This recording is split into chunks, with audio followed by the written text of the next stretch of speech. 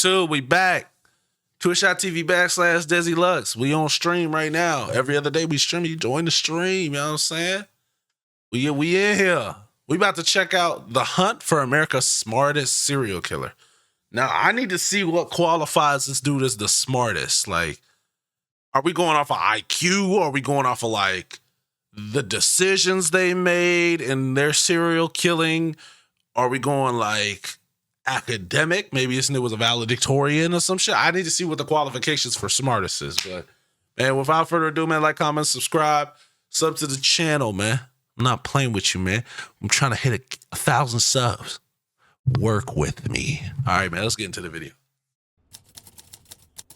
My motive for doing what I am going to do is simply personal revenge. I do not expect to accomplish anything by it. Lincoln, Montana, 1996. This we in 96. Is the home of Theodore Who was alive during 96? Talk to me. The Unabomber. The Unabomber? He's long been feared as America's smartest criminal. A serial bomber who's killed and wounded targets across the country. He said, not you. No chill, yo. For 17 years, he's eluded the FBI. It's the largest, most expensive manhunt in the Bureau's history. He's the evil genius they simply can't catch. Likely history's most intellectual serial killer. He's terrorized the nation, instilling I've heard of the Unabomber. I just don't know his whole story. Planes. And he did it all from his cabin. What? From a cabin? Here is where he built his bombs, where he wrote his manifesto, and where he evaded capture for nearly 2 decades. It's where he turned from off-the-grid recluse to world-famous murderer. Wow. This cabin contains all the evidence the FBI will need to convict him. That's fucking nuts. It's located deep in the Montana wilderness. Back in 1969, Buddy ass just living in a cabin, where he left behind a shining career as a math professor at UC Berkeley. He wanted to get closer to nature and far, far away from everyone who UC Berkeley, which is most people. He built this cabin with his brother back when Ted still talked to him. It's got no electricity, no plumbing, just a wood stove, a bed, and a whole lot of books. Right now, Ted is building another bomb. They're meticulously crafted, and he's continuously improving his technique. I'm about to say, every year they become more lethal. He lived by his... In fact, he's got Where another one the under tools? his bed, wrapped and ready to go. But he won't get a chance to send it, because despite his intellect, he made some pretty dumb mistakes.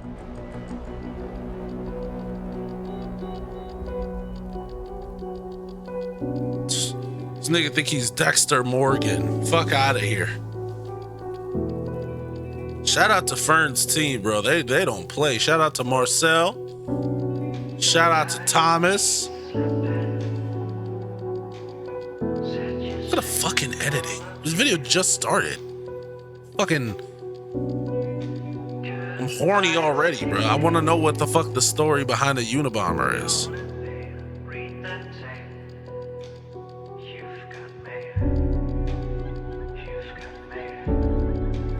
It's crazy because it's like, you know the name of the Unabomber, but I feel like he's not as like popular as like Ted Bundy based on these two or what's the other nigga name? Dahmer. You know what I'm saying? Horny is crazy. Why would you say that? Because like, bro, let's not get into specifics, man.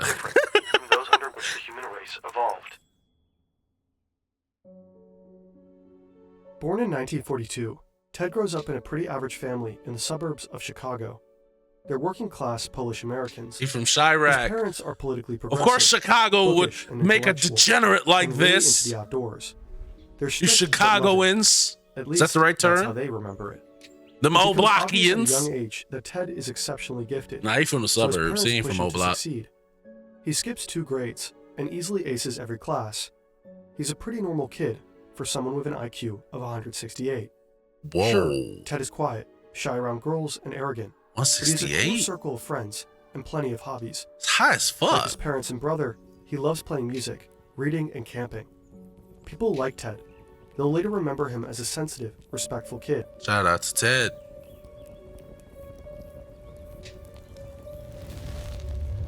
All that starts to change when Ted enrolls at Harvard University at just 16 years old. Like many college freshmen, Ted struggles to adjust. He went to Harvard at He no longer 16? feels like the smartest person in every room. And as a working-class kid thrown into the world of America's elite, he's a fish out of water. Other students and even faculty mock his shabby clothes and blue-collar background. He's deeply bothered by their snobbery, pain that will follow him through life. Wow. And them niggas at Harvard act like they the shit. They bullying their Ted's own also niggas. just really young, younger than almost everyone else on campus. As an adult, Ted will write his mother furious letters about this. He demands apologies for pushing him out of the house before he was ready. Ted becomes depressed, and his grades suffer. His classmates describe him as a total loner, moody, rude, and virtually mute. He's that guy on the dorm floor who only leaves his room to go to class, who ignores everyone else, who slams doors. Damn, he really just There's needed a stench of rotten friend for food real. wafting from his room. Ted doesn't know it yet, but his withdrawn and alienated demeanor has caught the eye of a psychology professor. Dr. Henry A. Murray is very famous, with an on-campus research center named after him. He's basically a god in the social sciences. Murray is looking out for particular types of students, those who will make excellent guinea pigs for an experiment. His final, most elaborate experiment, the capstone of a long and illustrious career. It also happens to be a CIA-funded project designed to cause extreme distress and break down the subject's sense of self. What?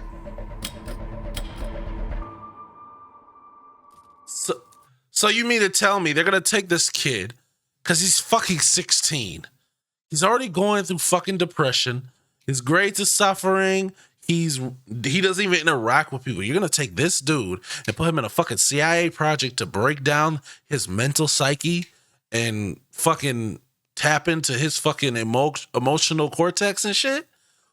Huh, nigga? Of course he was finna go fucking nuts. Hey, he's smart enough to actually do some crazy shit. Man, of course the government made this dude. Of course. Clearly, we are in a position to do a great deal of damage, and it does appear that the FBI is not going to catch us anytime soon. The FBI is a joke. Wow.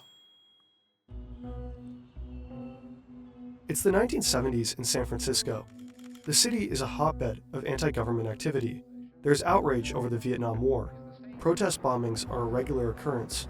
Explosions happen every week up through the mid-80s. The FBI dubs it the Belfast of North America. Radical far-left groups like the Weather Underground and the Symbionese Liberation Army claim credit for many of the bombings. So most of the cases are pretty straightforward in terms of understanding motive and perpetrator. But amidst all of this, the FBI's San Francisco bomb squad I'm makes a locked. shocking discovery.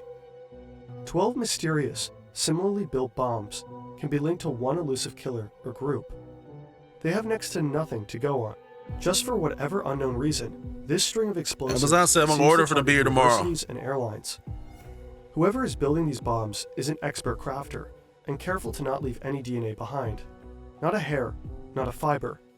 They're encased in beautiful handmade wooden boxes. There are no eyewitnesses to the bombings, and no letters from organizations claiming credit. The victims appear to be scattershot of random people. The unknown perpetrator is referred to by the code Unibomb for university and airline bomber. So far, his bombs have killed Oh, one that's person why he got that and name. injured 20 others across 5 different states. Unlucky recipients of the What Unabomber's the early fuck? packages include He was a campus moving. security guard, a handful of graduate students and professors, a See that secretary, fucking map? an airline executive, and passengers on a flight from Chicago to DC. Some are injured quite badly. The first death is in 1985. Hugh Scruton, a guy who owned a computer store in Sacramento and was about to get married. What does he have to do Damn. with anything at all? Dying right before you get Far married away in is his fucking cabin, nuts. Ted reads about his death and chuckles to himself. He hears that the FBI offers a $25,000 reward for any information. He's flattered. The Unabomber is making waves. Not bad for the 25K? actions of one Back in man the a 10 by 70s? 12-foot shack with no electricity. That was probably a running good water, amount of or bread. phone service. Pretty That's hard probably to like a imagine house now. back then, huh? These days, connection 25,000? isn't optional. It's how we get around. Check in, look stuff up, call for help, all of it. That's where Silly comes in. With a I knew full this and was gonna be an activated ad. plan. I knew Once it. you arrive, in case your device is not Let me compatible. look up Back to Ted. Here in his cabin, he's got everything he needs. how much Snowshoes, maps, house a homemade chair, costs. a cot, a typewriter, and hundreds of books.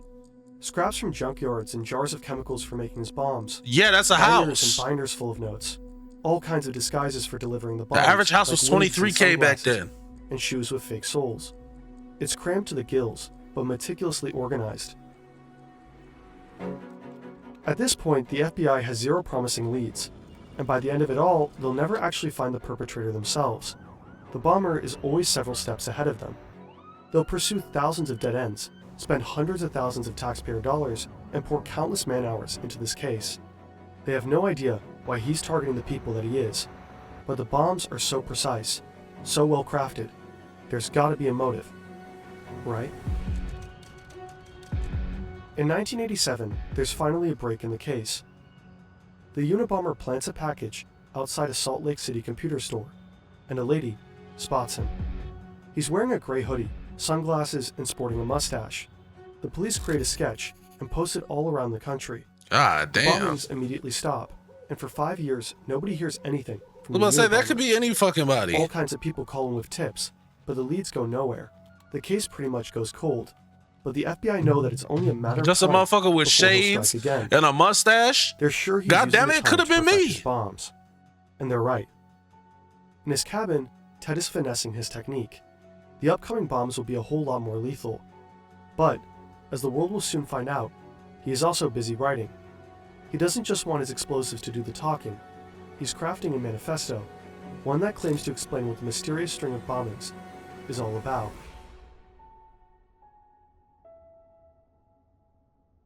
Education of a killer. Are taking us all on an utterly reckless ride into the unknown. Back at Harvard in 1958, the United States is experiencing huge shifts in culture. The button-up 50s are drawing to a close, and the nation becomes swept up in the space race, the civil rights movement, the sexual revolution, the environmental movement, the explosion of drug culture, and all the while, the Cold War is escalating. The American military is paranoid that communists have developed mind-control drugs and brainwashing techniques, and they're eager to catch up.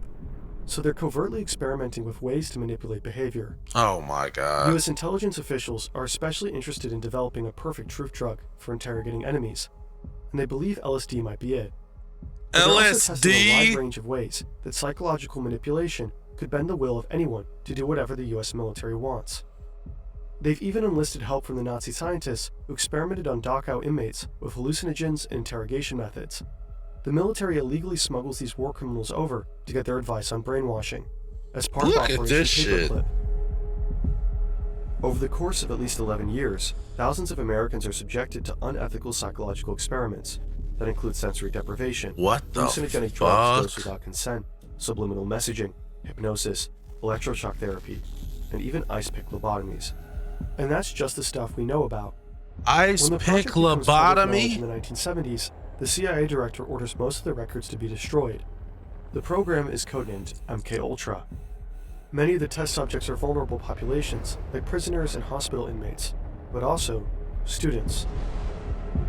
Students are prime subjects for these experiments because of their frequent contact with professors who play a big part in MKUltra.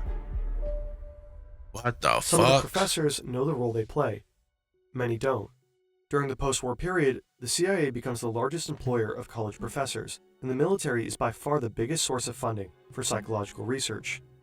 Professors acted as consultants and researchers for military-backed projects. They used their status to encourage their students to participate in experiments, often involving drugs like LSD. Afterwards, they reported back to the government. LSD, bro. Harvard becomes heavily involved in Army-sponsored studies. They got these One of the motherfuckers CIA's main bugging on managers is the LSD. superstar psych professor Henry Murray. Murray is well known for his studies of personality, and since the CIA's beginnings, his theories have influenced how they recruit new agents and how Can they imagine you interrogate just trying to do suspects. your fucking homework When Murray and you and say, hey Young man, let me Kaczynski show you cross something, you know what I'm paths, saying? Murray is at Some the end of his extra career, credit that you and can he do in recruits case your Ted for his grades slip. final, most elaborate You're fucking experiments. tripping off They're meant acid. to assess the effects of stress and harsh interrogation on gifted male students. Murray wants to know, what will it take to break an educated, intelligent man? The setup is simple. Ted and 21 other students are asked to write an essay about their most deep-seated beliefs. Then they're told they'll discuss their beliefs with a fellow undergrad. The experiment aims to compare the effects of stress on college men who seem psychologically healthy and well-adjusted, with students who seem alienated, pessimistic, and lacking in identity. Ted is most likely recruited for the second group because he's showing signs of depression. Ted's personal essay stands out as the most pessimistic of them all. It suggests that he was already vulnerable before the abusive test began. He is also the youngest and the poorest in the group. The students are told this exercise is just to study different personalities. In truth, now the real experiment begins. Oh shit. The essays are handed to lawyers trained in manipulation, who are instructed to attack the values expressed in them. Lawyers? The students endure harsh interrogations in brightly lit rooms. They face calculated personal critiques designed to humiliate and erode their sense of self. All the while, electrodes monitor their stress responses. Later, they have to watch these stressful and humiliating moments on video, over and over again, for 3 years. As Murray himself describes it, the tests were designed to be abusive. He's had a lifelong fascination with pain and stress and is known to have a sadistic streak. Plenty of participants will later report the experience to be deeply unpleasant, with lasting trauma. But Ted's responses are the most extreme in every category. Murray's team identifies him as the most traumatized of all. Yes, Ted Kaczynski got MKUltra. You can read all about it at CIA.gov. What the fuck? In consequence, many claim the CIA created the Unabomber. But that's an They oversimplification. It's not so easy to prove how much effect the experiments had on Ted's turn to terrorism. Man, get the fuck out of Many here. other students in the experiment are known to have become killers. Man, you just saying that so the CIA don't come after your YouTube channel, bro. Come on, man. Let's be real. You giving this dude all type of drugs. You fucking with his head, having him write down all his deepest, darkest secrets, and then manipulating him off of that shit. Wonder why this motherfucker ain't go fucking nuts. Some psychologists believe the experiments were stressful enough to create anger problems in Ted, or even aggravate latent schizophrenia. But other psychologists evaluate him as undeniably sane. Ted himself dismissed the idea that the tests were anything resembling psychological torture. He was very invested in being seen as psychologically healthy until the bitter end. He's taking great pains to not be painted as damaged or crazy. He wanted his murders to be understood in the context of his beliefs, not his personal history. If people saw his actions as a result of trauma or madness, it would invalidate his ideas. Ideas that formed his last year at Harvard. Ted becomes increasingly disillusioned with the industrial technological system. He comes to believe that technology is slowly destroying humanity and eroding our freedom. He's horrified by why— Hold on, Ted. You might not have been too far off on this. Now, I don't agree with all your choices in life, but you might have been on with this one about technology destroying people and stuff. These are facts. spread psychological suffering and how industrial technology has severely damaged the planet. These are also It'll only get true. worse the more technology develops. So anyone who helps advance technology in any way is the enemy. Scientists, engineers, business people, what Ted calls the technician class. Ted starts having revenge fantasies and becomes obsessed with how society enforces obedience with psychological controls. He daydreams about breaking away from society and living off the grid. Ted graduates Harvard and goes on to get his PhD in math at the University of Michigan. He's quickly establishing himself as a brilliant mathematician and is offered a tenure-track position at UC Berkeley as their youngest professor ever. Wow. His students don't like him very much, but he's publishing groundbreaking papers on boundary functions. But Ted resigns one day without warning. He tells his family that he's done with teaching math to future engineers who will advance the industrial technological system and continue destroying the planet. Ted buys a bit of land near Lincoln, Montana, and builds a cabin with his brother.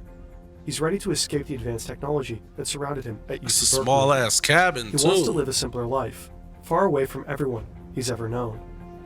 And then, he starts to build his first bomb.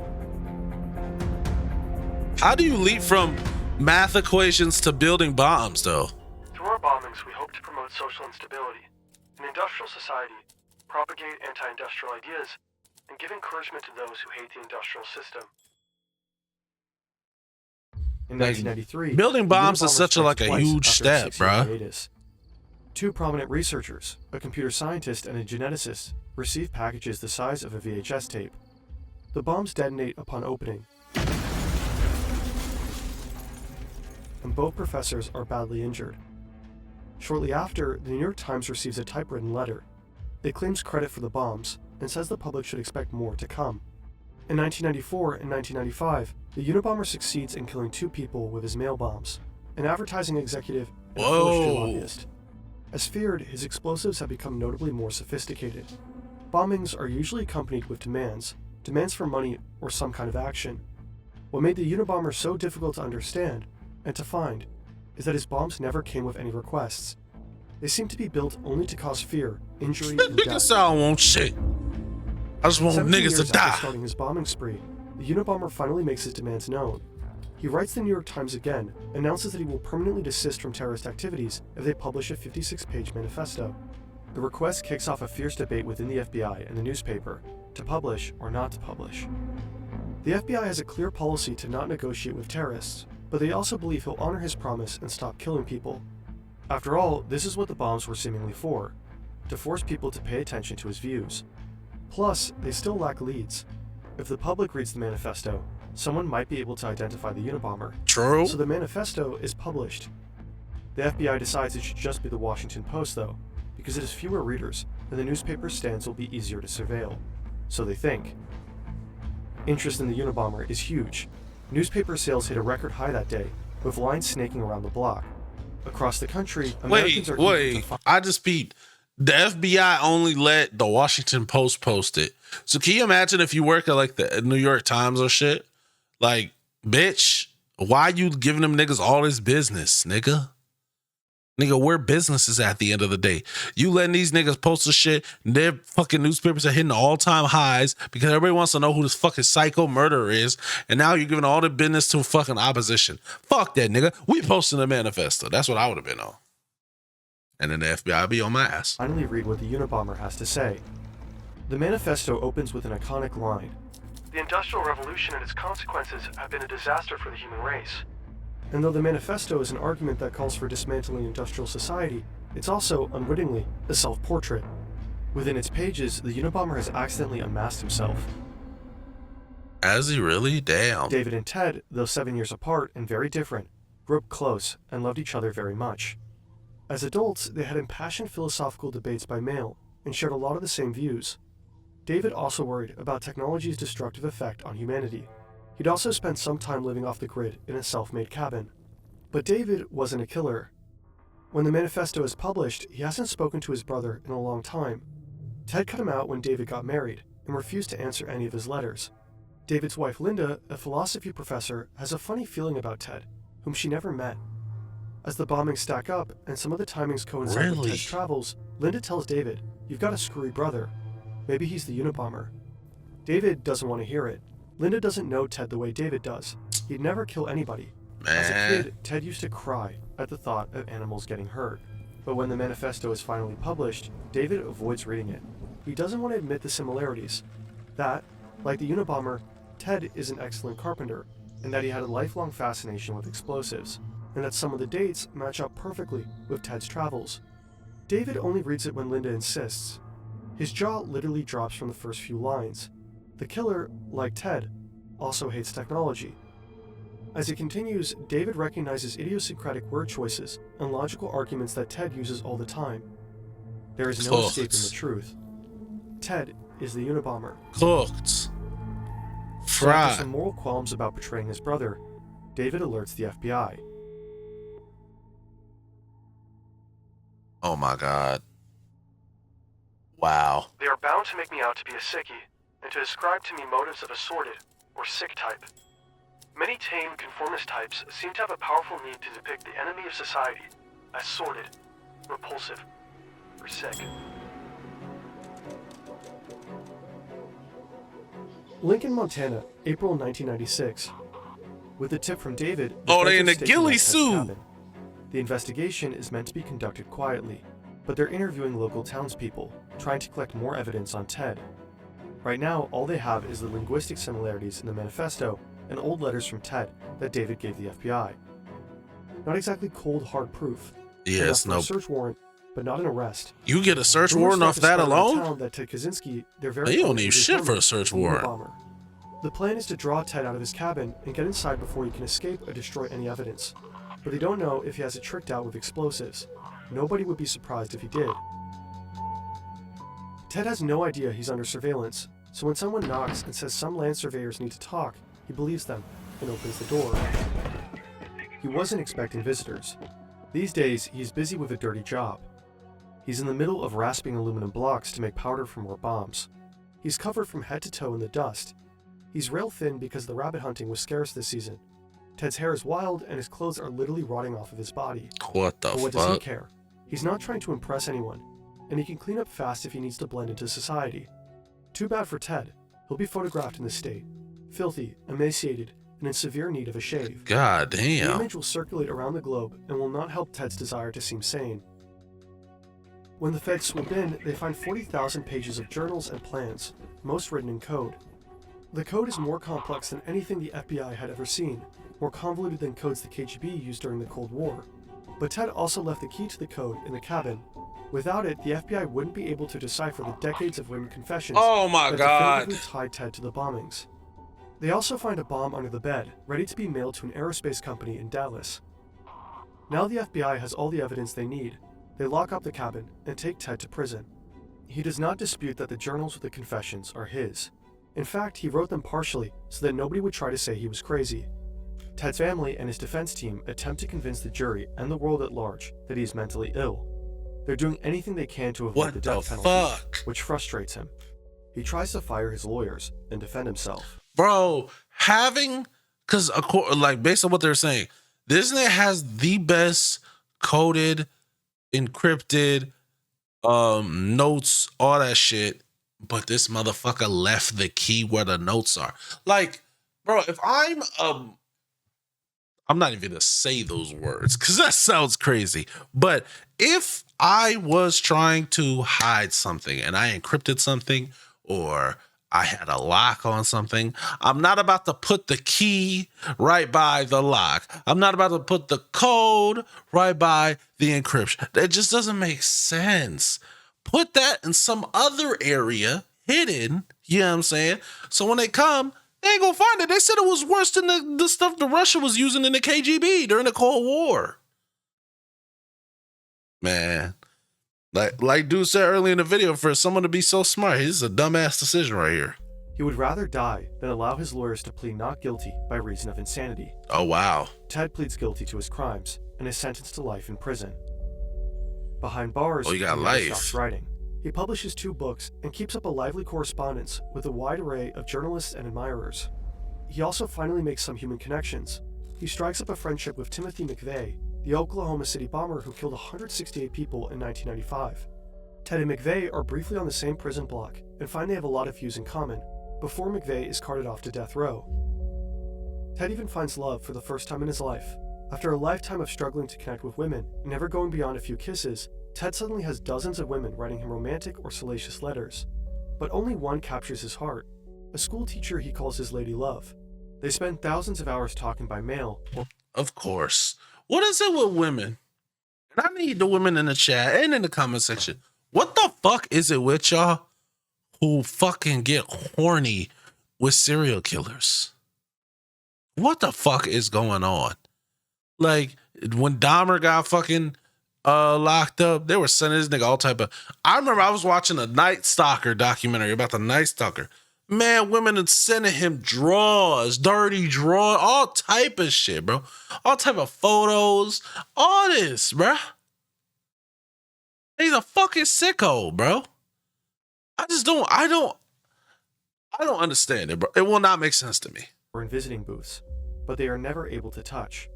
He writes classical music for her before she dies of lung cancer. Later, Ted also develops cancer. When the condition becomes advanced, he dies by suicide in June 2023 at 81 years old. He died in 2023, damn. This is not to be a political revolution. Its object will be to overthrow not governments, but the economic and technological basis of the present society. In the decades since his arrest, Ted Kaczynski continues to fascinate. Not gonna lie, that sounds like some inspire. palm color shit. The manifesto central argument is Them that niggas were technological ugly. advancements since the Industrial Revolution Hey. have robbed people of their freedom and well-being. These advancements are supposedly responsible for widespread psychological suffering. It and just, it environmental happens all the devastation. time. Like, I It's a watch too many true revolutionary call crimes not to dismantle know. industrial society It happens altogether, all the and time. warns that technology will inevitably overpower human autonomy. Many of Kaczynski's observations in the manifesto are true. Some of his predictions are prescient, and a lot of the grievances are understandable. it's not hard to find people who are also frustrated with surveillance or sad about environmental destruction. At the time of his capture, Time magazine wrote, "There's a little bit of the Unabomber in most of us." Nowadays, Ted Kaczynski continues to find admirers online, from teens on TikTok, depressed about climate change, half-ironically saluting Uncle Ted, to the extreme right mass murderer. Uncle Ted is crazy. Heavily quoted Kaczynski's Industrial Society in his own manifesto. But even if most people can find parts in the manifesto they agree with, most people are not willing to kill. Kaczynski knew that most people would be repelled by his crimes, but committed them anyway. Those who find the ideas compelling might want to check out Jacques Ellul, the thinker whose ideas most inspired the manifesto. The philosopher never advocated killing. They also should check out Ted Kaczynski's diaries. They laid bare the personal motivations that drove the Unabomber, beyond the manifesto that was polished for public consumption. Technological society really did seem to anger Ted, but Ted was also very, very angry. Yeah. In general. In his diary, Ted Kaczynski writes that he was happy to kill innocent civilians. He took pleasure in causing people pain. He killed at least 9 dogs just because they barked too loud. Oh, He shit. hated leftists. He hated doctors. He hated women. He fantasized about killing them just for rejecting I ain't him. with you He with that fantasized on about that, killing Ted. his Women neighbors is amazing. just because they annoyed him, including a toddler. He condemned technology as slavery and glorified simpler times that ran on actual slavery.